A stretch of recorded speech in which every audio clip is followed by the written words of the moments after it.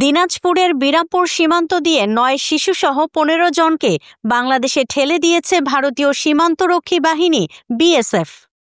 বৃহস্পতিবার ১২ জুন রাত ২:৩০টার দিকে উপজেলার বিনাইল ইউনিয়নের অচিন্তপুর সীমান্তের ২৮৫ মেইন পিলার এলাকা দিয়ে তাদের ঠেলে দেয়া হয়। অচিন্তপুর সীমান্ত ফাঁড়ির ইনচার্জ কমান্ডার রফিকুল ইসলাম জানান, রাত ২:৩০টার দিকে সীমান্ত ২৮৫ মেইন পিলার এলাকায় ভারতীয় সীমান্তরক্ষী বাহিনী বিএসএফ সদস্যরা তাদের নিয়ন্ত্রণাধীন বিদ্যুতের আলো বন্ধ করে দেন। বিজিবি সদস্যরা সেখানে ওত পেতে অবস্থান করে।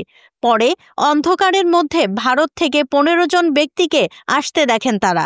এ সময় তাদের আটক করে বিজিবি হেফাজতে রাখা হয়। তাদের মধ্যে ৩ জন পুরুষ, ৩ জন নারী ও ৯ জন শিশু রয়েছে।